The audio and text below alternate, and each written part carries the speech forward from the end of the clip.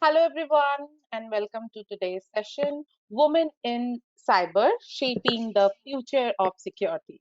Also, wish all the women in our audience a very, very happy Women's Day. And I am Ritika Chakraborty, and I will be your host for the day. Before we get started, we would like to go over a few house rules for our attendees. The session will be in listen only mode and will last for an hour of last for an hour and a half, and out of which last 20 minutes will be dedicated to Q&A. If you have any questions during the webinar to the organizer or to our speakers, use the Q&A window. Also, if you face any audio and video challenges, please check your internet connections or you may log out and log in again. Now, without any further delay, I am handing over the session to our moderator, Roya. Hi, everyone. My name is Roya Gorgon, and I'm really excited to be here today to host this webinar for Women's History Month and more specifically on Women's International Day.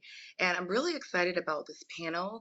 I'm meeting these ladies for the first time, and I am starstruck because they're like movers and shakers in the industry, and they're from all over the world. So really happy to moderate this panel and introduce these ladies to you.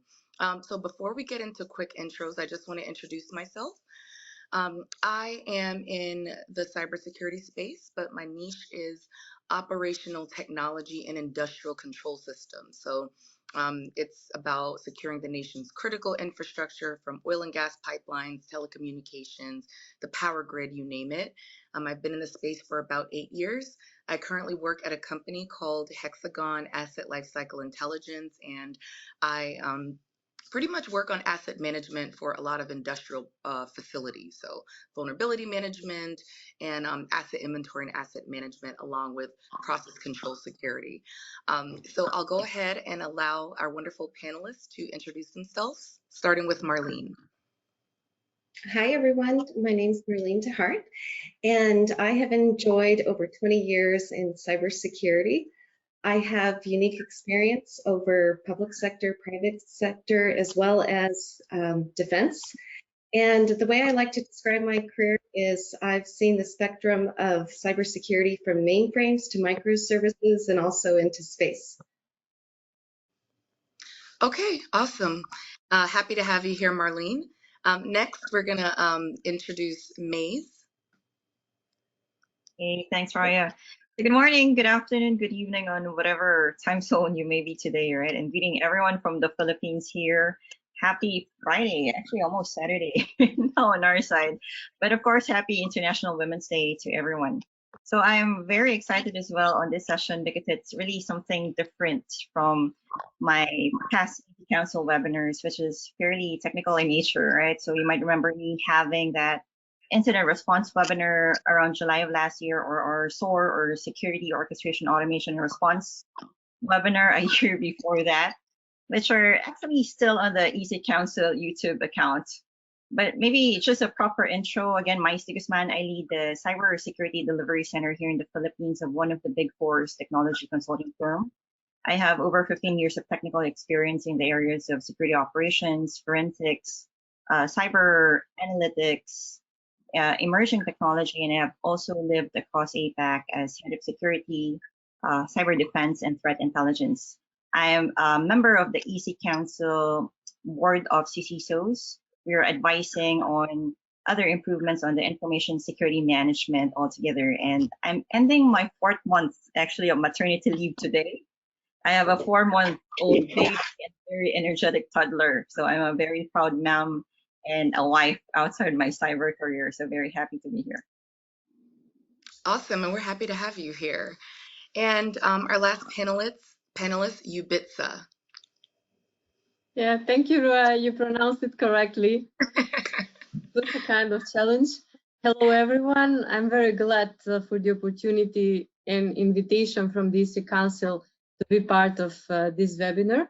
I'm coming from Macedonia, which is a small country in Southeast Europe, and I'm an example how someone coming from country which has less than 2 million inhabitants, can work around the globe in more than 15 years, quite successfully. So why I'm sharing this, because working in cybersecurity, in one aspect of cybersecurity, give me actually that opportunity to work in different parts of the world, to know a lot of people with different cultural background. And also this is the opportunity to share our experience as a guiding point. I'm following my personal motto, inspire and let yourself to be inspired. That's why I will try to inspire young girls and women when they are thinking about whether to move from in some new direction towards cybersecurity, to tell them not to get involved in those kind of conversation that this is a male-dominated environment. No, it is. And during one interview, I said, when I was asked how I feel in an environment which is predominantly male, I said as a strawberry on the cream, on the top of the cream. So the introduction, I'm working in the field of data privacy, data protection, and data management. And I also had a webinar on data governance with DC Council. So let's go through the discussion. So share some personal experiences I have. Thank you. Awesome. Yeah, and welcome. So welcome to all the panelists. And this is going to be a great discussion because we're all passionate about uplifting women in this space. So let's get to our first topic, which, of course, this is what everyone wants to know. How did you end up in cybersecurity? How did you get in cybersecurity? I know for me, I didn't go through school, playing with computers. I didn't even get a degree in computer science or anything. I didn't realize I wanted to be in cyber until after my military career, and I was in grad school and I started studying cyber warfare. And I always had more of like an intelligence, international relations background, but something about what is cyber war and how do countries fight this new war in the cyber landscape, right? It's new for all of us. So that kind of put my foot in the door to understand cyber. And then when you're talking about cyber war and you see how countries are starting to attack critical infrastructure, then that opened up a whole new door for me. And then that's how I got interested in focusing specifically on critical infrastructure, cybersecurity. But I love hearing everyone's journey on how they got into this field because it's all very different, right? So let's go ahead and start with you, Bitsa. How did you find yourself in cyber? Oh, it was a very interesting thing. And now going back to those days, more than 15 years ago, I would say that those days, actually, I wasn't see that I'm doing something, even myself, I didn't perceive it as I'm doing something in cybersecurity. Because I started as a teaching assistant at the Faculty of Law. I was teaching international law and human rights. And in talking about privacy and personal data protection leads me to a position to be part of a working group which work actually on the first law on personal data protection in my country.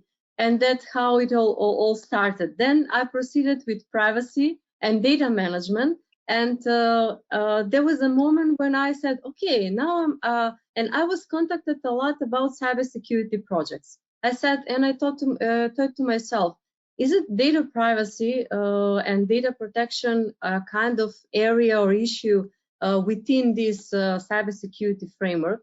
And nowadays, the things have changed a lot. So nowadays, privacy and personal data protection are seen as a very important, I would say sometimes crucial component of cybersecurity. Why? Because all of us, first of all, as individuals, but also in our capacity as employees, as consultants or whatever the things we are doing, we are faced in front of a personal data challenge every day. So if I cut it short, I would say that my story in cybersecurity started very incidentally, but then it proceeded not that incidentally. I started to be interested more and more about how can I widen the areas in cybersecurity in which I know more about, and what can I do, first of all, for myself to train myself and to get more aware about the cybersecurity risks, threats, but also about cybersecurity challenges and opportunities in front of us.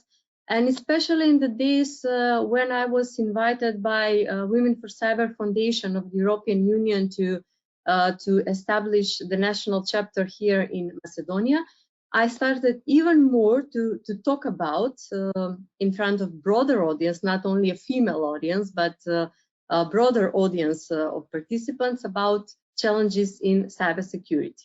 So to cut it short, that was my way. Wow, that's awesome. I just love hearing just how everyone, not everyone, but there's certain people just kind of fell into it. And then you end up becoming so successful, right? And these are the stories that we need to highlight because we're changing the paradigm. It's not about you grew up playing with computers and learning how to code in the 6th grade. And, you know, while those stories are great and it shows how important it is for kids to be interested in this field at a young age, a lot of times we don't really discover this field until we're older. And then we kind of, all of our background and our experience kind of comes into play into helping us land these roles. So yeah, thank you for sharing that. Maez, so how did you end up in cybersecurity?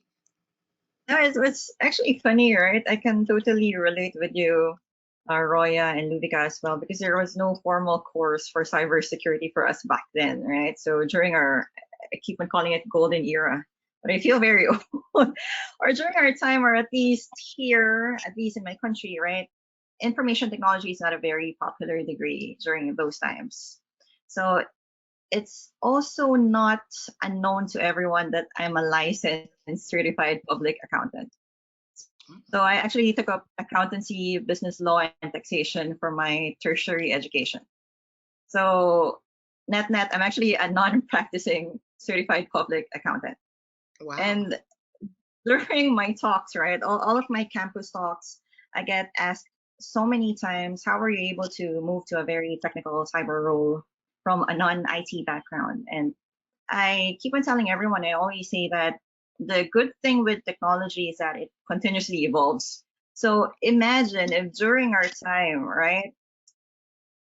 So during our time, there might be things that we call floppy disk. And the audience here may not know what it is at the moment, but during this time, we already have some SSDs, as we call it, cloud storage services. We have Bluetooth, we have NFC, we have 5G, we have AI, we have AR, we have VR, ML, and so on. So what I'm saying is, as technology evolves, right, so was the threat landscape. And what might have been taught back then in school before may not be really relevant nowadays. So don't really think about that. So you shouldn't be thinking about you missed anything. That should be the mindset, right? So it really should be perseverance and self-learning are really two very important things and behaviors, right? So as for me, that includes building my own laboratory at home, late nights, weekends, holidays, devoted to a lot of online learnings, emerging technology, etc. So I was like a kid waiting for the latest console, and I'm very excited to actually do beta testing, to get my hands dirty on those security tools and what have you. So it's really a continuous journey of learning and learning for the past years, and that really got me into cybersecurity. Yeah, that's awesome. And one thing I've learned about this space is that it's different from other industries. You know, other industries you can pick up as a side hustle, like real estate. But with cyber, people are passionate enough to constantly keep learning, attending conferences, whether your company is paying for you or not. I'm actually at a conference right now in Miami, and there was a great amount of people that paid their own way because they're just so passionate about the field. You know, building your own home lab. You know, it's not one of those jobs where, you know, I do it from 9 to 5 and that's it. It's like, no, I still kind of want to learn and do this thing even in my spare time because we find it's not, we're not passionate about it. It's just, it's really fun and it's really interesting, at least for me. So thank you for sharing that. And Marlene, go ahead and let us know, how did you find your way into cyber? So I'm finding a lot of similarities with us amongst all of us. Like you, Roya, I was in the military and I had my initial job as a document control custodian, so protecting documents, classified documents. I served in military intelligence and worked on computers. You know, it was just part of what we did. We actually had tactical computers that we had to assemble from a Pelican case and put together and network whenever we deployed. I worked in NATO and got to work on lots of computers, had computer training in my military service. So I did one term of military service, and then my brother actually had a computer business called Mobile Techs. And so I worked in the family business with him. And in this business, we were building computers, we were crimping network cables, installing networks, computers, training customers on software, doing custom builds. I thought it was great because I also have another brother, a twin brother. And so at that time, we were also into gaming, building our own gaming computers and just enjoying it. So I did not know that I even had the interest or the aptitude for building computers and getting into more of the technical aspects of computers until I was shown. And so I think this is one of the things I really learned about you know, my career journey is I see that so many people are already eliminating before they even get hands-on or exposure to it. And I hope that, you know, throughout this talk that we can actually talk through how we can break that doubt or break this idea of, you know, people who don't think that they might enjoy a career in cybersecurity because it's so vast. There's a role for everyone.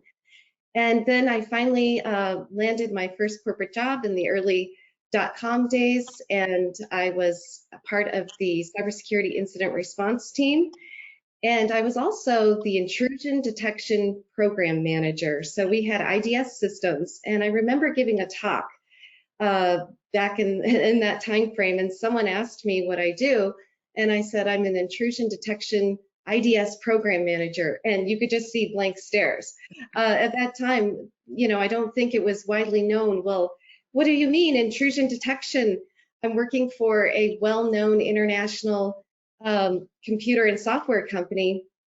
And so fast forward what I saw in my career as many people were starting to get on social media platforms, they understood the importance of protecting data because now it was their data, that they understood the exposure and so forth. So it's been a wonderful career. As I mentioned, I've been involved in environments where I've had to work with security for mainframes, and of course, enterprise computers, as well as microservices. And I'm also working in Web3 and decentralized now.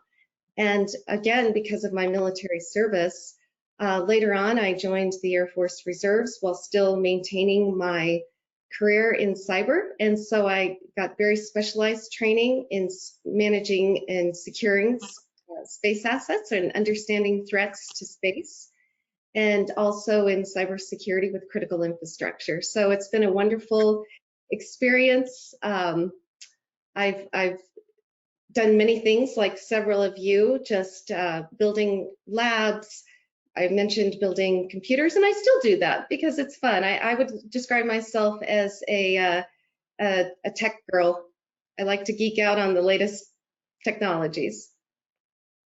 Yeah, wow. Thanks for sharing that. I also did military intelligence, and I would tell people, I think my cyber career probably started back then and I didn't even know it. So, you know, Yeah. we had to present on enemy capabilities and weapon systems and missile launches and mine warfare. And, you know, I'm 19 years old, straight out of high school.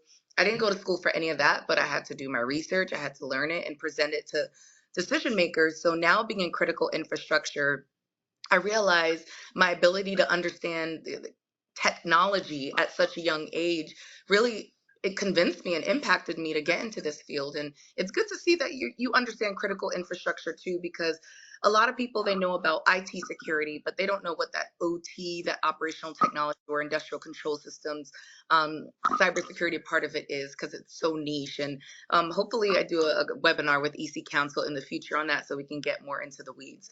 But Marlene, May you I said jump something. in? Sorry, Roya, may I jump in? Yes.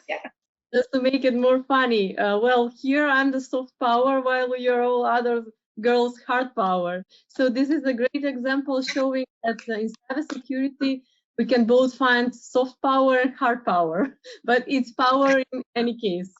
Yeah, no, I like that. Software, hardware, and then soft power, hard power. I like it. But Marlene, you touched on something that's really interesting of how the field has grown and it's so vast and there's a lot more opportunities than other people expected. So where have you seen the landscape of cybersecurity evolve throughout your career? I know I've seen it start with just basic, you have to be a coder, you have to intrusion detection, like the very technical stuff, which is very important. I feel like that's the foundation of cybersecurity.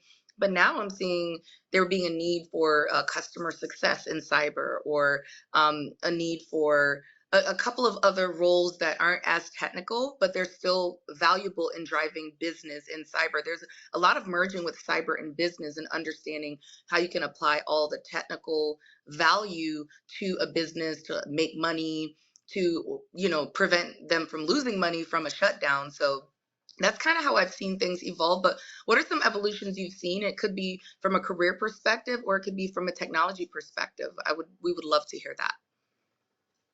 Yeah, it's interesting. Some things have changed, but at the same time, many things are the same. And so regardless of the emerging technologies, AI, let's just put it out there because we're going to talk about it anyway. Regardless of that, sticking to fundamentals of safeguarding important assets, I think, is very important. And so one of the things that I've seen is more of the asymmetric threats. And so what I mean by asymmetric threats is we've seen that significant damage can be caused by minimal resources. So this is where we're seeing threat actors using psychological tricks, the phishing, and then leading into ransomware, and really this trickery that's going on with getting people to click on links that take them to places that would cause that initial threat vector, something to compromise a system that's vulnerable. And so in that sense, nothing's really changed there, right? And I think that I did a really interesting article. I thought it was interesting because it's non-technical, but security is somewhat of a design problem and a communication problem.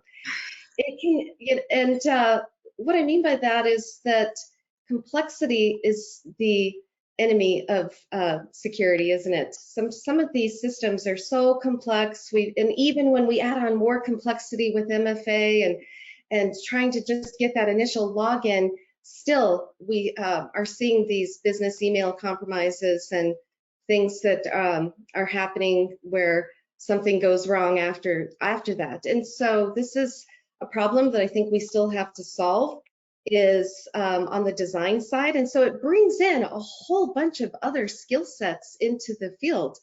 I love working with people who are critical thinkers, good communicators. I actually love partnering and teaming up with people that are not in cybersecurity, and I would encourage all of us to do that. So what I've seen is, instead of kind of in some sort of room with tinfoil on the walls and being just in front of a computer and talking with technical people, really what I've seen is that the best way to handle these asymmetric threats is to actually involve others and to be able to communicate and translate what our objectives are with their objectives to run safe, transparent, secure services for whatever organization we work for. So I work with people from, for example, procurement. Procurement are some of the best cybersecurity partners, because you want to make sure that as you're bringing in new capabilities, that you have those individuals who are working with our vendors and managing supply chain risks, that they have the right questions to ask. I also work with UI design people, as we mentioned before, making sure that the user interfaces are resonating with a wide variety of audience. Accessibility is a big deal, as we all know. And so making sure that our design is accessible and also secure at the same time. Working with people, product managers, and also legal teams, risk teams. So I think security has become more of a team sport where we're involving others and getting their perspectives. I think that's the best defense that we actually also have to some of these asymmetric threats. Yeah, that's a great point, especially from that legal aspect.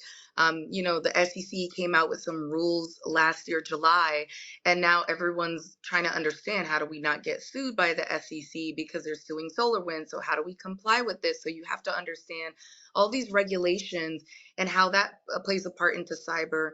And even with cyber insurance, right? We all know what insurance is, but cyber insurance is still a bit new because there's some controls you have to have in place in order to qualify for cyber insurance. So you're absolutely right. It really is a team sport. And again, it's expanding from just being technical and knowing how to protect technology to working with design and legal and just all the other components that makes this field such a great field. So yeah, thank you for sharing that.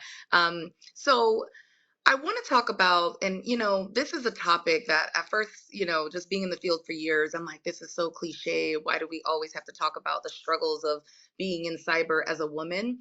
But I realized that it really is important because, again, there's new women coming into this field constantly. And as I feel like the field has gotten better and become more inclusive, which we'll talk about a little bit later, I kind of want to, you know, take this moment to share some stories of challenges that we faced as women in cybersecurity and how we've overcome them. You know, personally being in the space, I've been in training with a whole bunch of men where I was probably the only woman. And when it came time to do a workshop, something really hands-on, they would try to assign me like a note taker role, like, oh, you know, you could just take the notes. And I, you know, I'm pretty vocal. I would push back and I'm like, no, that's okay. I will, and I'll assign myself a role that was super technical. Even if I didn't know what it was all about, I'm like, I'm here to learn. It's a workshop, it's training. So I think sometimes we do have to speak up and advocate for ourselves. If not, men, they're just thinking, oh, she's not technical. She may not know what she's talking about. You know, definitely a lot of mansplaining in this field. You know, I will tell people I'm in critical infrastructure cybersecurity. We're having a conversation and then they'll try to define the most basic terms to me. And I'm like, I told you that I was in this field. It's almost like you didn't believe me or trust that I was. So there's a lot of that, but I definitely want to hear from you all. You know, what are some experiences that you've had? How did you overcome it? Because I think this is inspirational for other women so that they can know how they can address issues that they may be faced with in this field. So maybe Ljubica, if you want to kind of share one of your experiences. Yeah, the biggest challenge for myself actually at the very beginning, but not only at the very beginning in my cyber career path, was to convince myself to build a new perception about cybersecurity when I stand in front of a mirror, to see myself as someone which is working in cybersecurity, but at the same time, the perception for myself, it wasn't in communication with what I was doing. What I'm trying to say is that unfortunately, I still see the same thing around youngsters, around young girls and ladies. For instance, we made few research projects in few different countries with a different background, different level of development, and the conclusion and the results were the same. On this, when the girls were asked, how do you portray someone working in the cybersecurity field? In most of the cases, around 90% of the cases, they portrayed someone working in the cybersecurity as being a man, working in front of several laptops or screens with glasses. So I find that it doesn't look like when someone needs to portray himself or herself as working in the cybersecurity field, first of all, must change the perception what a worker in cybersecurity really means.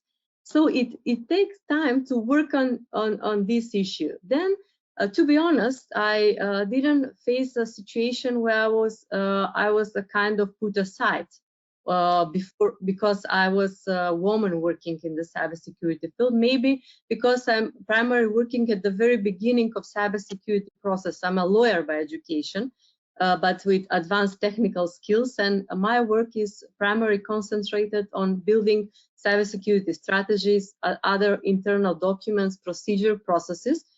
But fortunately, this is a position that gave me an opportunity to be part of all the teams further working in establishing cybersecurity, also in risk management, in other domains, organizational management, etc. And that gave me the opportunity to be part and to take from every different group something for myself. And I used to say, talking as inspiration, talking in front of other, especially young girls or ladies, I always said that you should try always to be part, not to be part of a group which fights for women's rights, but to be part of global groups. For instance, if I'm invited, I'm trying to be practical as much as possible. For instance, if I'm invited for some conference, then I'm asking who are other participants, who are other speakers, not only participants. So I'm always trying to put another woman on the stage to hear our voice. And I always say that if you're in if you're put it in a situation where there is no seat around the table for you, then build a table and build your own group of supporters. I know that this sounds very as something that is easy to be done. No, it's not.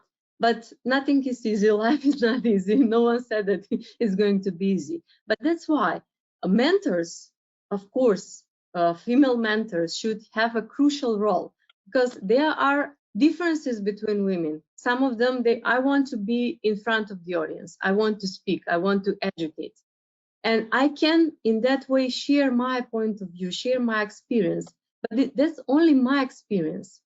So if I put my experience to work for others, to help them to get to be part of some group, then I succeeded. On the other side, there are women that don't want to be in front of, they want to work in the back office.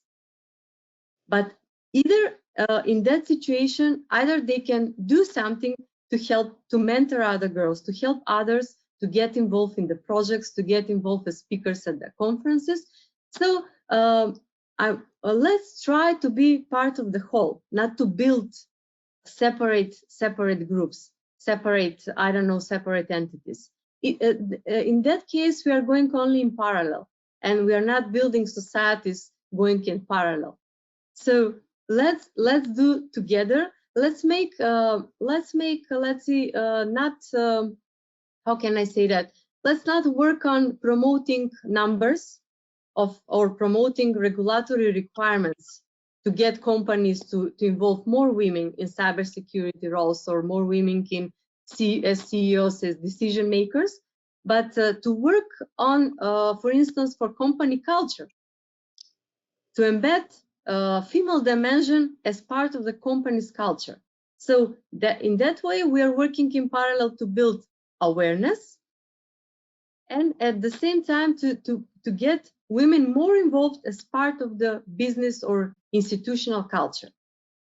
Because this is a marathon. This is another something that this is not something that we are going to succeed to do and to get equal. Let's do something like not what cybersecurity or companies can do for women, but what women can get as a positive result towards cybersecurity. What can be our contribution towards societies as a whole, towards cybersecurity as one of its dimensions. Yeah, I think you made a great point there at the end where, yeah, it's good to encourage women to get into cyber, but companies should create an environment to where women can excel, so it's kind of like a two-pronged approach. There has to be this external brand awareness of women are in cyber, but you don't just get them into the company just to check a box and say, okay, we hired X amount of women, but what are you really doing?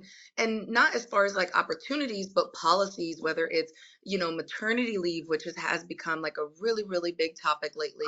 I don't know about you all, but that's on the top of my list when I'm doing a job interview. Like it's good to know all of the other benefits. That's all well and good, PTO, but I want to know, like, what's your maternity leave and even your paternity leave policy? You know, what are you, how did you incorporate policies in your organization to help women feel more comfortable in the workspace? So I'll just go ahead and move right along to the next question. That's become such a big topic, you know, and it's like a secret topic. No one really talks about it out in the open, but, you know, when it comes time to start a family, raising children, a lot of women feel they have to choose. It's either or my career's gonna take a back seat because I decided to step away for a little bit to raise children. Sorry. So Maze, you mentioned that you just welcomed a new bundle of joy. So I want you to share from your experience, how did you navigate that? Did you feel like you were at a crossroads that you had to choose? Um, did you feel like it was okay, that you can do both? You know, please, you know, kind of share that perspective. I don't have children yet, and that's something that I'm definitely wondering when that time comes. Will I have a job waiting for me? Or, you know, I've seen a little bit of male envy where I've had a colleague that was pregnant and she had to take her third trimester, she had to go to her appointments and sometimes she wasn't feeling good and she had to take like a day off. And, you know, they would just kind of make little comments as if as a woman, you're making an excuse to not be at work. And then they tie it into, well, women want equal pay, but then they have this excuse, and it really just is not a good way of thinking and approaching things. So yeah, please share with us your experience with starting a family and if you were at a crossroads and how you feel about it now. You know, it's a very good question, right? But I think most of the working moms can relate that one of the most daunting events in your life as a mom would be going back to work after maternity leave, right? And it really varies per country, right? It could be 6 months to 1 year. So personally for me, it's 120 days here in the Philippines. And you actually got so used to taking care of the kids or staying at home with the kids, right? No work, etc. So it actually feels very weird coming back to work maybe after that 4 months break or 6 months or 1 year or what have you, right? So every time it's going to be the same, whether it's your first child, second child, what have you. So meaning, how can you balance work and family? And then there are so many videos now advocating that there are only 10 years in your life that you're actually your children's favorite. So 10 years, you will not be your favorite person because they will have their own friends, they will have their own partners, and then they're gone, right? And it was like, oops, really? And then you started to think about it, right? There's just so many things in your head being a working mom, right? But then on another side, actually on another side, you also see a lot of amazing women out there in tech that really serves as real inspiration, right, to everyone. So meaning it's not very strange now that you've seen a very successful women in tech that really serves as an inspiration and demonstrating that you can actually make it happen, right? Fortunately, we also now witness a whole host of high profile women leaders, right? The Facebook COO or the Yahoo CEO, and all those women leaders out there, even here in the Philippines locally or in APAC, etc. So it's really very good to see. And every time I will struggle, I will actually think about it and think of them. And also something that my kids and family are also proud of me. So thinking of that they're also proud of what you're doing, and so on, what and all the things, right? That would actually be a boost for everyone. And something that also worked really well for me is really blocking off those daily family time events in my calendar. So I will block off playtime for my kid, maybe morning and then nighttime until he goes to sleep. And a funny thing, I've also seen a video, maybe I've been watching too many videos during my maternity leave, right? So same exact platform saying that it's not really about achieving the perfect balance. So it's not about the perfect balance at all, but really, or rather, it's about finding harmony between your various different roles and responsibilities. And that really hit me. So I just feel like you just really embrace the journey, stay true to your own values, and know that there's resilience and determination to really overcome those challenges. So maybe that. Yeah. No, that was great. And I think we need to hear more of that so we don't have this anxiety, or maybe I'm speaking for myself, so I don't have this anxiety of, oh gosh, what am I going to do? Because a lot of women, even if, they're interviewing and they're pregnant, they're like, I don't want to share it because I won't get the job. And so I think the more that we talk about this, the more that we kind of create that culture of women get pregnant. We have children, we raise children, it's okay. And we're also working and we don't have to choose. So that was a really, really great message. And I'm sure other women on the call are just as encouraged as I am. And so speaking, yes. I have a really different perspective, a little bit of a story here because of cyber, and I'd like to share that. So, Yep. not only many of us are in this what we call the sandwich generation, right? So you were raising children and taking care of parents and elders, and that was my experience. And so I had to manage my career with worldwide travel and doing both of those, taking care of my grandmother until the end of her days, and having my parents also being able to take care of them and having children. And so because of cyber and technology, most of my career I have worked from home. I know it's kind of this debate, and it became more popular after COVID, or during COVID rather, but most of my career I have done from home, remote, and I traveled as needed. Because of technology, I was able to be at home for the majority of my career. And so for me, it wasn't quite the struggle of, but I do realize that it is still something we need to talk about. But what I'm really happy about is that even with everyone, we're humans at the end of the day. So now as a woman who's a leader and having diverse teams, I know that people who need paternity leave, that if men need paternity leave, or if anyone on my team would need to take time off to take care of family needs, that has to come first.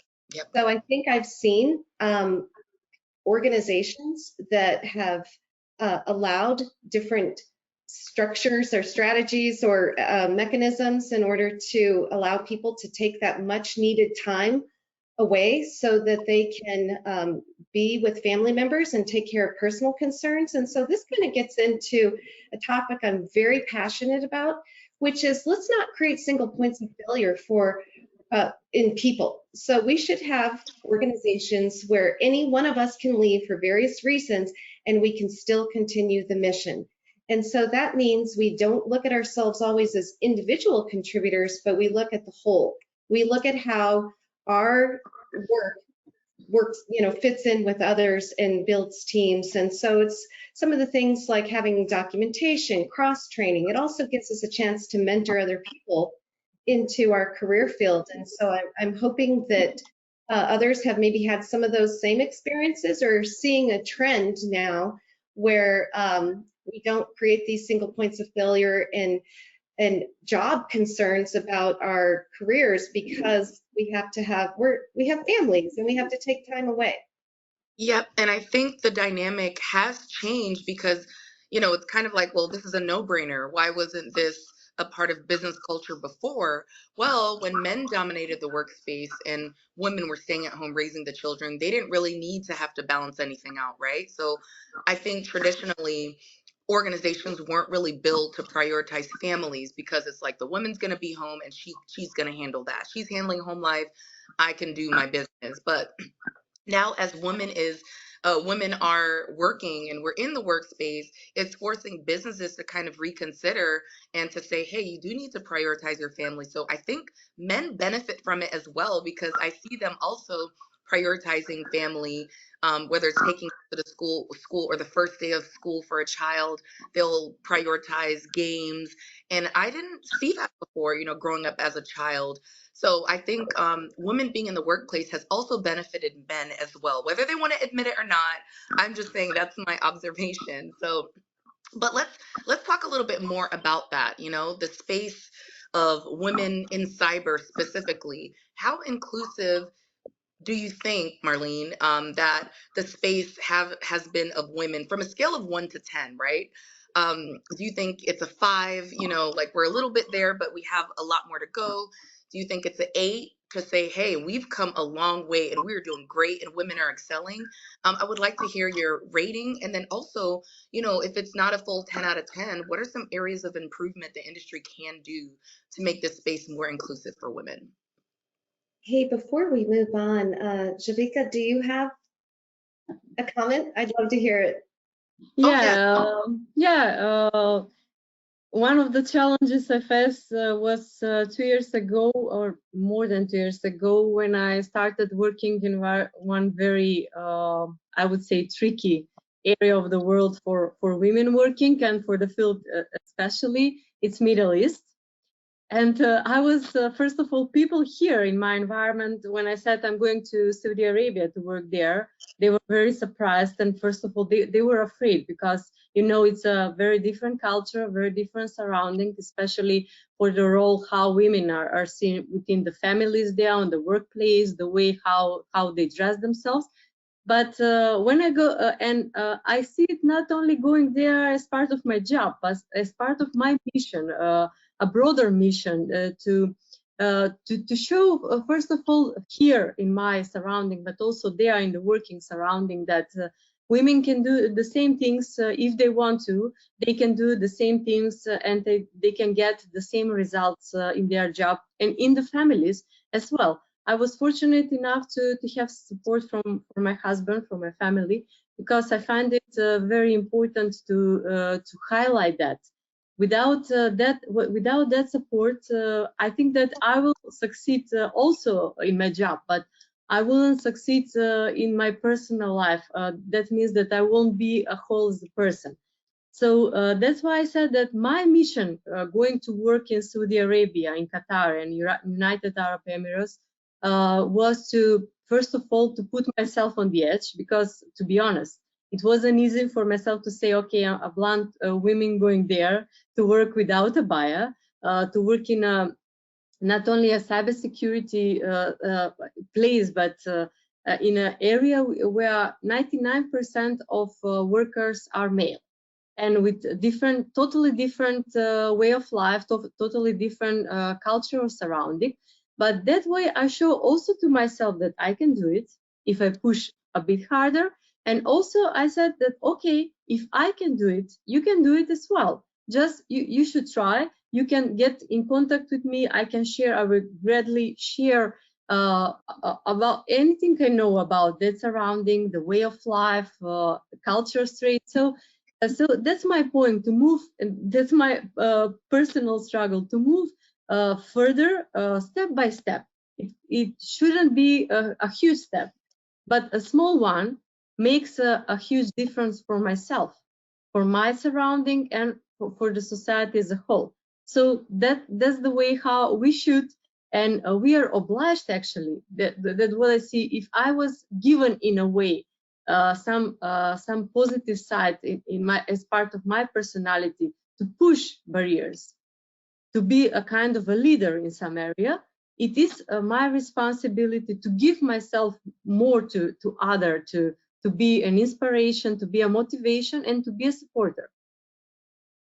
Yeah, no, and this is what I love about this panel. Everyone is bringing their global perspectives to the table. There's different cultural challenges that you have to incorporate with being a woman. And, so it takes us kind of, being a martyr in a sense, and pushing through and going through all of these tribulations and hardships to kind of make it out on top, to kind of say, hey, if I went through all of this to make it here, you can too. And it's a great message. And for those of you online, definitely add us all on LinkedIn. We're all happy to share our expertise, to provide tips, to to kind of help you in any way that we can. And that's what this is all about. So make sure that you're adding us on LinkedIn. So yeah, thank you for sharing that. So moving forward with the rating of how inclusive the cybersecurity industry is of women at this moment, and what are some other areas of improvement? Yeah, so there's a wonderful website. I am going to make a mention. It's go to Cyberseek, SEEK, so cyberseek.org. And I love this site because basically it says we have to hack the gap. We have to hack the gap. Why? Because guess what? We're in the digital age, everyone, and there are so many cyber security jobs in demand.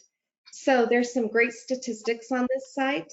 It says there were over 572,000 openings this year.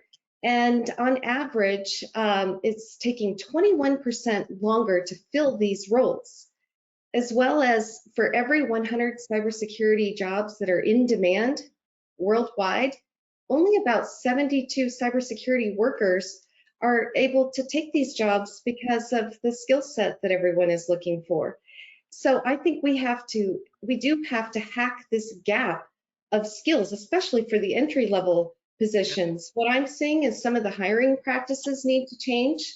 I mentor so many people that are trying to get their first job in cybersecurity. There's all these jobs going to the floor, and they're asking entry level people, do you have 2 years of SOC experience? No, they don't. What they've been pursuing is degrees. Many of them have master's degrees in cyber. They have all the certifications, but they still can't land this entry-level job. So until we solve this problem of being able to bring anyone in, there's several career changers that would be wonderful to take on some of these roles. They don't need to have programming skills, for example. We always bring that up, or even have a degree in cybersecurity or IT in some cases. There's many roles that they can cross over and come into. So right now, I think that we're probably still around a 6 worldwide in terms of the rating for how, on a scale of 1 to 10, how inclusive is it? Not only for women, but for people who are coming in from different career fields. So it's experience background, it's competencies and skills. And the best way that we can solve this gap is by mentoring. I tell people, find a mentor, be a mentor. At any level, we can learn from others. I love bringing people in that are not in our career field because they're curious. They ask the right questions. They challenge us to be able to speak about the problems that are our shared problems worldwide. And so if we're always talking about acronyms, I mentioned the IDS program manager, that's not helping. But if you say, hey, we're in the digital age and information is important and we want to make sure that it's available, but at the same time protected when it needs to be protected, people get that and they want to be a part of that. In addition, it is said that part of the worldwide population, women are 51%, but yet we only fill 24% of these cybersecurity roles. And as you get into the leadership level, it's about 17% of women are CISOs. So 51% of all the available people in the world who can take on jobs where we have this huge gap, we can't fill, out of 100, we can only fill 72. So I think there is this gap that we have to get creative on, and we have to solve these problems. So I'd love to hear from others, how you think about solving these problems. You know what? That's a good point, because that actually segues into the next question. And you kind of touched on it a little bit when you're coaching people that are, trying to get entry-level jobs. You're telling them how to leverage their background or leverage other types of skills to get into these cyber roles. And I think that's a message that just isn't shared enough, because everyone thinks that there's this pipeline of you have to do computer science and you have to know how to code and you have to do the same thing in order to land that job. And yes, maybe for some jobs you need specific certifications in order to qualify. But I do the same thing. I tell people, well, you were in finance, right? But then now you want to get into cyber. Well, there's lots of banking institutions, financial institutions that need cybersecurity people. You understand the financial stuff and the systems that are being used, just learn cyber, and then you can get into a cybersecurity role that way. So, what's some other advice that you all have on women trying to break into this field that's a little non-traditional, right? What else can you share with them to say, hey, if you're trying to get your foot in the door, here's some other strategies that you can use, and maybe you can share some, Ljubica. Well, this is a very interesting question, and even nowadays, after so many years in the field, when I sometimes because I'm in the consultancy more than 12 years, and that means working in different environments, working for different companies or state authorities or institutions in different areas as well, from banking to insurance to health to whatever to state authorities. I'm usually it happened to me after so many years, someone to ask, well, do you have that kind of certificate? Now, that means that what's my point? You must work on your non-formal education all the time. And from my perspective, this is the most important thing that you should have in mind all the way along. There shouldn't be any year where you won't get some new certification. For instance, even today, before our webinar, before our session, I was taking a part of the course and I got my badge for the course. Although it is something that I work on daily basis, which means I have a lot of experience in it, but if I don't have the certificate to prove it, then sometimes it's harder to get in the job. Otherwise, if you have it, then it's much easier. So what's my point? Be enthusiastic and be on the track all the time, which means find a way how to learn something new, even if it's not something that is strictly in the area in which you work on. Find something new each day to read, to maybe to hear some podcasts, to be part of some webinar, to get some course certification or whatever, and try to be part of, especially now it is so easy. I mean, it's having in mind social media, all these platforms where people share a lot of their knowledge, a lot of, unfortunately, a lot of misleading information as well. And that means that you must have in mind that you must check the sources. But there is a plethora of information, a plethora of different kind of sources where you can find out something new, learn something new, jump in some new group where you can hear something from people working in some area, because that will provoke you to think more about how you can widen your eye-seeing.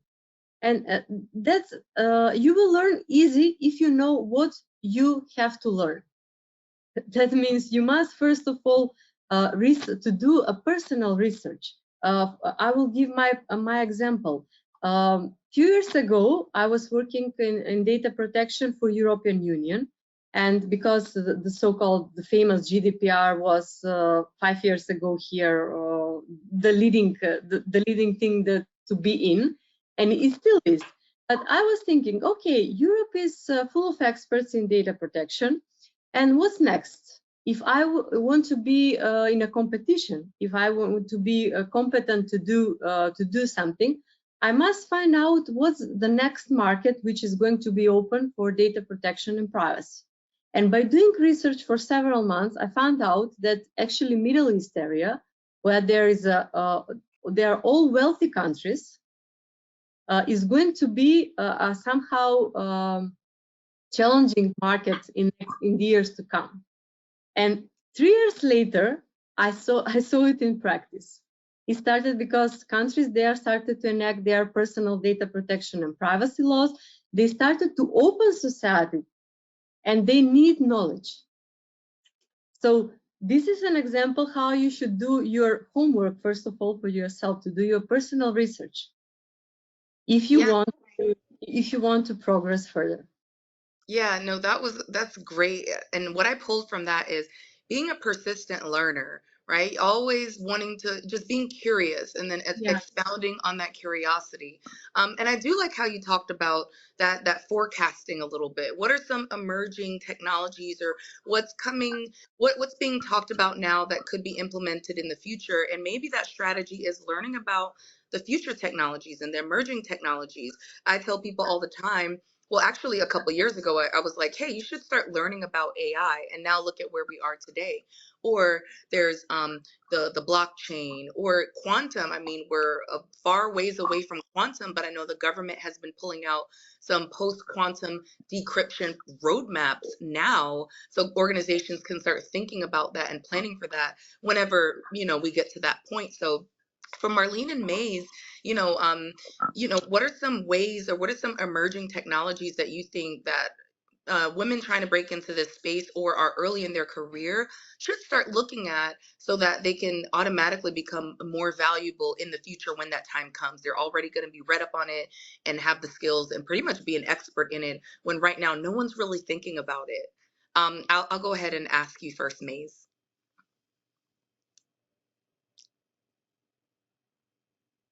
Yeah, I'll give a more general probably answer to this, right? So, as they say, women are really born to innovate, right? Because we possess remarkable talent of multitasking. So we continuously juggle the complexities of everyday life. For example, we work hard, we take care of the kids, we meal prep, or at least watch videos of how to meal prep, right? While still drinking coffee or whatever, right? But we really need to focus on innovating. So there's a lot of concepts now, as you rightfully mentioned, Gen AI, we have cloud, we have the convergence of IT, OT, IoT, and so on. So there's a lot of opportunity to actually be at the forefront of technology and really drive progress just by innovation. So just a very short answer to this is really just to focus on continuously innovating. Yep. So that's the area of focus that I really want to tell the audience. Yeah, that's a good point because it could be something completely new or it could be technology now that could expand and think of how it can be innovated or maybe you think of, innovating it yourself. So that's a great point. Do you have anything to add on to that, Marlene? Yeah, I actually have two great points here. So one is a little story. I went to a Grace Hopper conference several years back. It's about 6 years now. And of course, Grace Hopper, this is a conference for women, really honoring and incentivizing women to join the IT career fields. So we broke out in groups and at our table, and we had to introduce ourselves according to a prompt. Who do you work for? How did you get into your career field? So the woman that I spoke with, I asked her these questions, and she said, I just got hired by Microsoft in AI. Now, this was 6 years ago.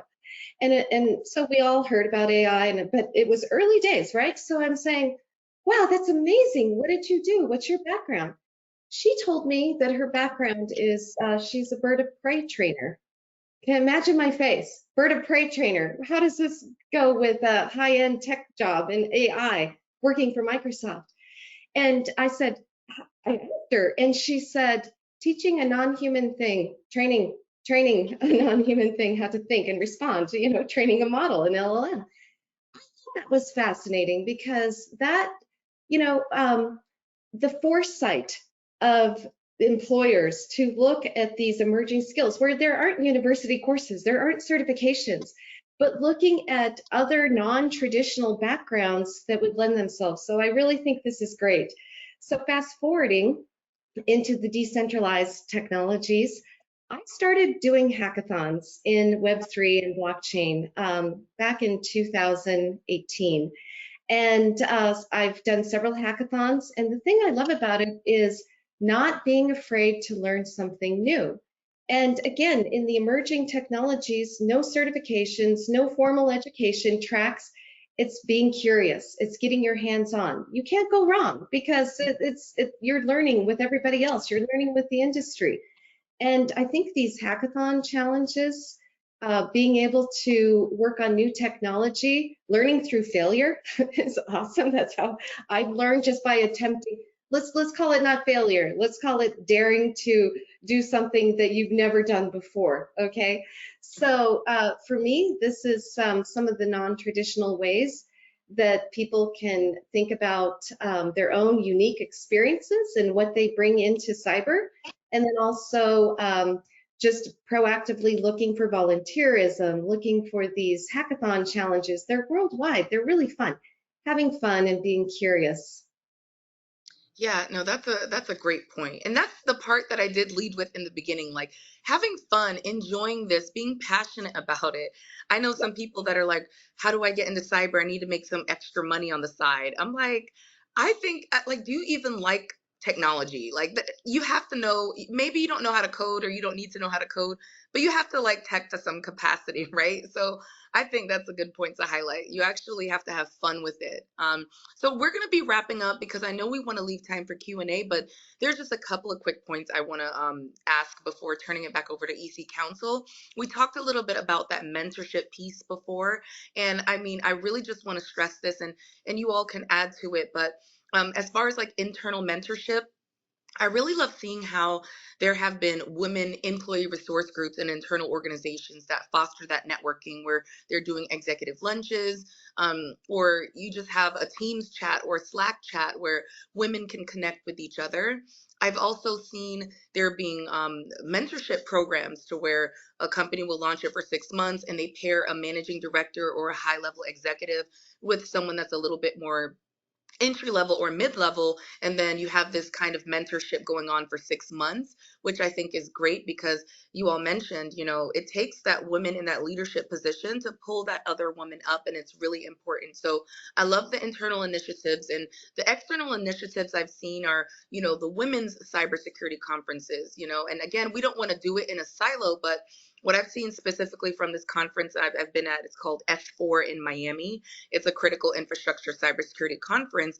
The day before, there was a women's only networking event, right? I hosted a panel on brand building in cyber. There was a career panel, and then there was a women's only networking event where we just got to meet with other women in the space. And then the rest of the conference, we got to intermingle and stuff. So I really like how both internally and externally there has been initiatives. There's different groups you all can join. And again, if you all have questions of what networks you should join, feel free to reach out to any one of us online. Does any one of the panelists want to add, maybe there's a strategy or something you've seen both internally and externally that you think women in their early career should take advantage of or should be plugged into? And I'll go ahead and ask Marlene, I don't know if you have any tips or anything that you've kind of seen that I haven't mentioned. Yeah, I think we've talked a lot through the formal mentorship programs. You can do a lot of ad hoc things too. So currently in the organization that I'm in, we actually have included some people that are not, their formal job, their day-to-day is not cybersecurity, but we invite them to the Friends of Cybersecurity call. And what we do in that call is we go through alerts, we go through threat intel. Now they are IT people, and so we have invited them to come and just learn from us, and we learn from them. So I think there's a lot of ad hoc things that you can do. I think that we've talked about these community events and making sure that you're inviting others. Some people are intimidated to even go by themselves. And so if you're mentoring someone, look for opportunities where you can invite them and you can go with them and you can you know, introduce them to a network that they may not have access to currently. So I think there's lots of creative things. It's really our call to action in cybersecurity to bring others along with us. And there's so many ways that we can do that through conversation, through teaming in our job roles, our current job roles, through volunteerism, and through just having fun. Yep, and that's a great point. So again, there's lots of great tips on here, great strategies, great organizations, and to join internally and externally. And if your organization doesn't have any of these things, maybe you can suggest it. Maybe go to an executive and see how they can sponsor you to start something like this in your organization. So I remember someone saying, you know, if there's not a table, if there's not a seat at the table, then build a table. So my last question here before turning it over to EC Council, ladies, why are we doing this? What keeps us motivated to continue this career in cybersecurity? Is it just the money? I would say for me, it's not. Although, I mean, it is quite an incentive. I wouldn't say that that's the only thing that drives me.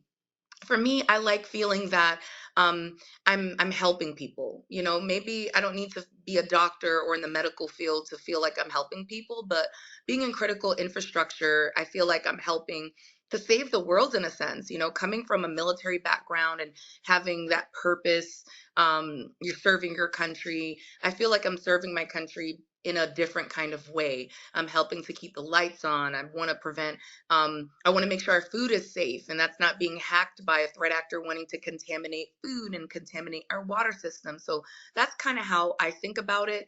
That keeps me going. That's my why. And I just work with the most amazing people within my organization across the field. So I'll start with Maez. What encourages you to stay in this field of cybersecurity? Just real quick. Yeah, so just along those lines, Roya, right? So actually, the job is very impactful, as you mentioned, right? There's real tangible impact. So I always feel that being in cyber is actually a calling. So it does make me proud. And I know my team is also very proud that we are the backbone of every large organizations. So meaning we're really safeguarding and protecting it. So all the clients, all our biggest organizations, etc. Especially nowadays, right? So every click, every purchase, every account creation really contributes to the value of digital identity, as we call it. So really necessitates the stringent security and privacy measures. I know Ljubica is smiling statement, but it's actually also very fun to note that before, when you talk about an esteemed profession, for example, right? So the kids will say, hey, I want to be other professions, like I want to be a doctor, or I want to be a teacher, or I want to be something else.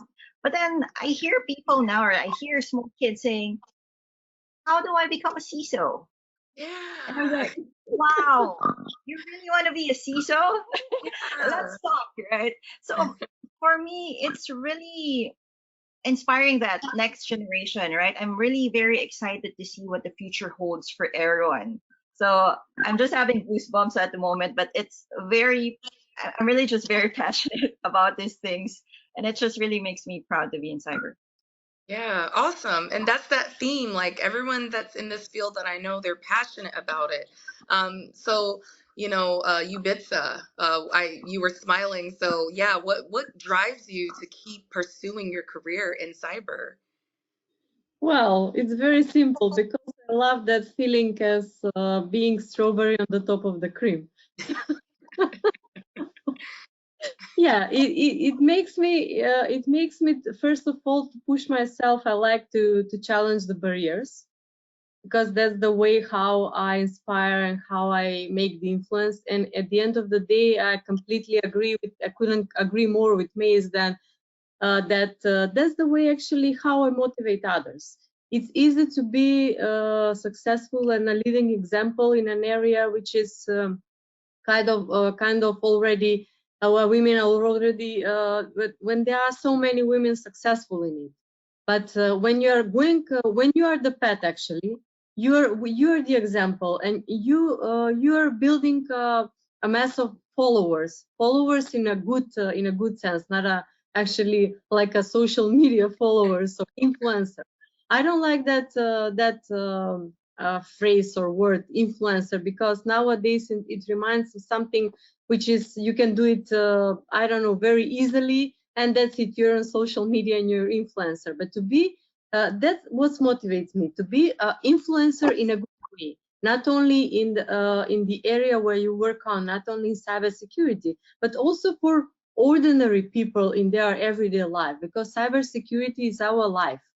We are at the end of the day, whenever we come home at late of the night, or whenever we are with our I don't know, phones, cells in our hands, we are all humans, and it's actually our lives are in laptops, in phones, on networks. So that's how I influence the people in a good way.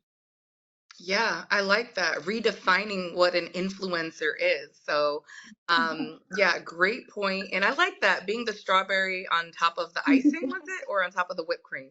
On the top of the cream, yes. Okay, awesome. And then Marlene, just to close us out, what keeps you motivated to continue to pursue your career in cybersecurity?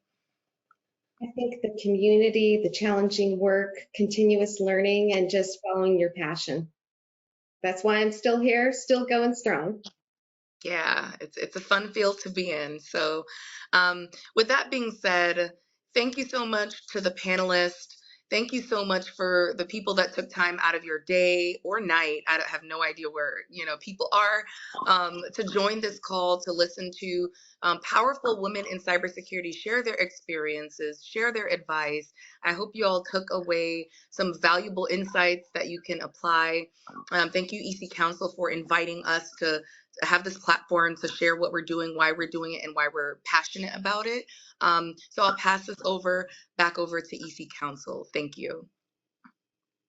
Thank you so much, Roya. It was really, really like very, very interactive session, and you as a moderator, like it was not feeling that we are actually getting bored or anything, because it was so much interactive. And thank you so much, all the panelists.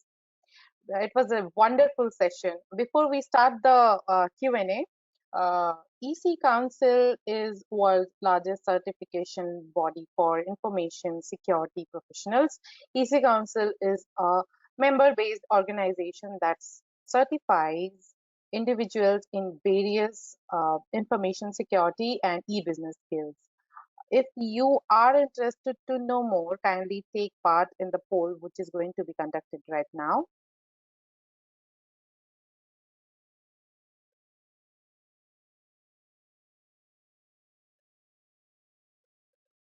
Let us know your preferred mode of training and we will reach out to you. So, Roya and the entire panel, should we start the question? Yeah, let's go ahead and Yeah, so our first question I am pasting in your chat section. You can take ahead. Okay, so the first question is, what is the reality of a non-traditional career changer as in age 60? So someone's nearing age 60 with no IT or computer experience or skills, making one last career change into cybersecurity.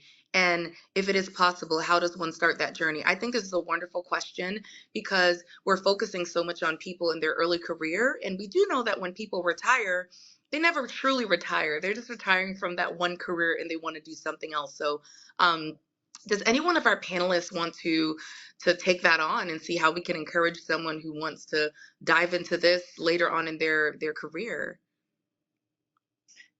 Yes, I have a good experience with this, and so there's something called this Cyber Patriots program, and it's really a program that's sponsored by industry, and it's focused on STEM for high school, middle school, and now even into the elementary um, area. And so what you can do is you can go to the cyberpatriots.org and you can volunteer to be a coach or a mentor for kids who are going through this program. And by learning the lesson plans and getting access to the challenges, then you also learn at the same time. So many people who have a lot of experience in their career, maybe not directly related to cyber, they're great teachers.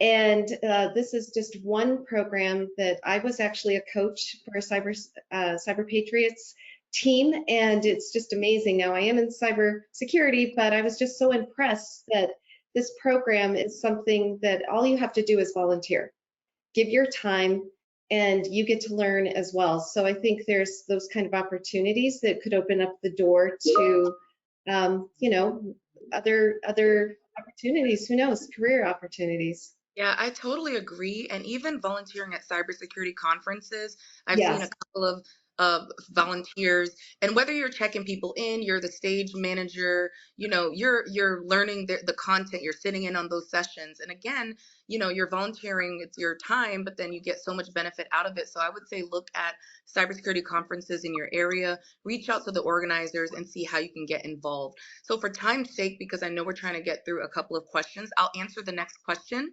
The next question is how to get mentorship as a newbie in cybersecurity, and how can one narrow down a particular area in cybersecurity to specialize in? I know a lot of the women on this call, we've offered our services. Definitely add us on LinkedIn and message us. I do a lot of career coaching and mentoring on this specific thing on, what are the different jobs? Let's lay it all out. What is that day-to-day in that job role? And then from there, you can decide what you would like to do and what you don't like to do. So I would say just reach out to one of us and we'll be more than happy to guide you in the right direction.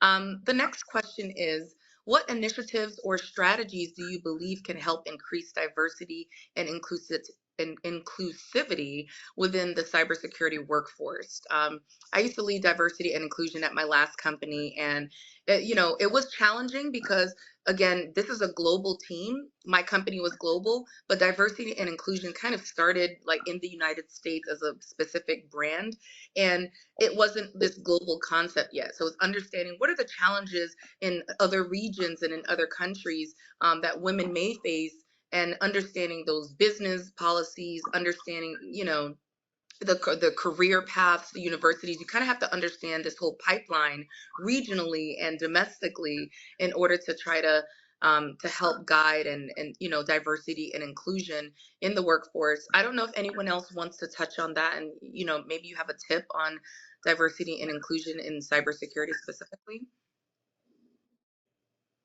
Yeah, May I jump in? Yeah, go ahead.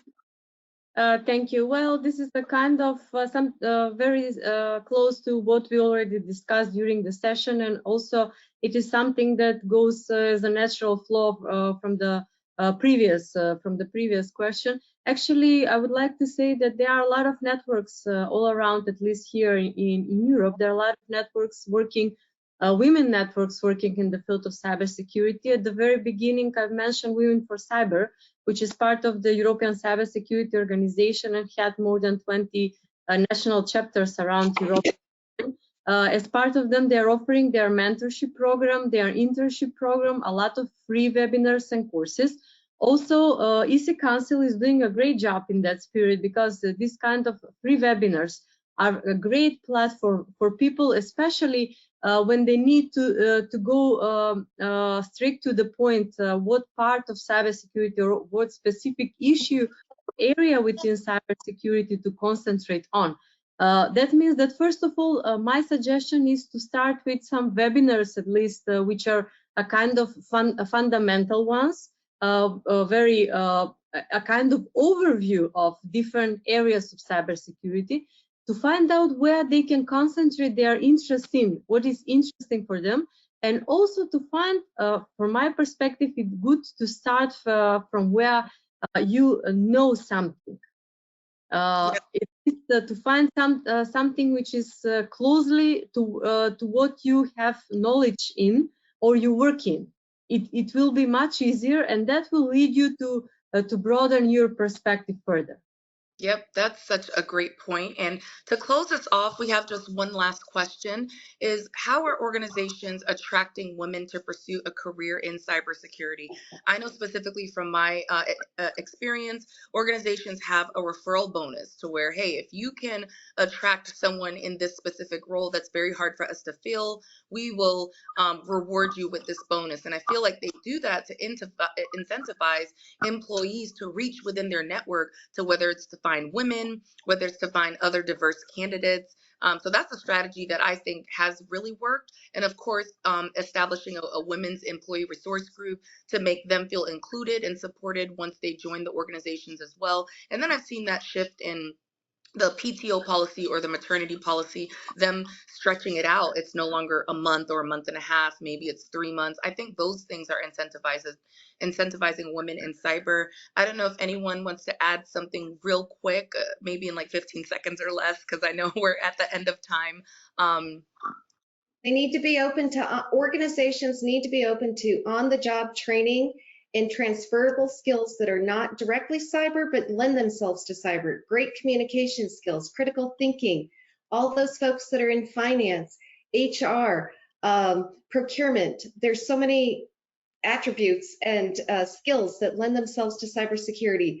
I beg organizations to please open up their hiring practices and their internal practices for this on-the-job training. Yep, that's such a great point. If you can. Yeah, and focusing on those soft skills, because that's also valuable, just as valuable in this field. So that concludes our session. Back over to you, EC Council. Thank you so much. Thank you so much, everyone. It was like such a wonderful session. I have already mentioned that. And thank you so much for answering those questions. It was a pleasure to have you, like all of you. And we are looking forward for more and more session with you guys. So before we conclude the session, I would like to ask each one of you for a short message for our audience. Starting with Marlene. Opportunity will meet you with your positive attitude, your passion, belief in yourself, as already mentioned. If you want to be in this career field, you can. Focus on your passion, your aptitude, find a mentor, and opportunity is going to meet you. Thank you. Maez. So actually, one of the best concepts that I continually live by is that of Robert Ingersoll's, right? And maybe we're all very familiar to it. We rise by lifting others, right? So genuine support really comes a long way. So always encourage, share knowledge, be humble. So there are so many astounding women out there. So that really just makes me feel very thankful. And at the same time, always wanting to pay it forward. So again, happy International Women's Day to all, and have a great day. Thank you, Maez. Ljubica. Well, at the end, just say that there is a time of crisis, but let's see the crisis not as a barrier and an obstacle, but as a challenge. So I'm offering myself all my expertise and time I have for those which want to proceed with their career, maybe in data protection, data privacy, or other fields in cybersecurity where I have an expertise. I will be more than glad to share with you my experience, to guide you through the way, because that's the way how other women served to me at the past. So I want to proceed it furthermore in that spirit. Enjoy the rest of the day. Thank you so much. And now our moderator, Roya. And I'll just keep it short and sweet. Have fun. That's kind of been the theme throughout all of this.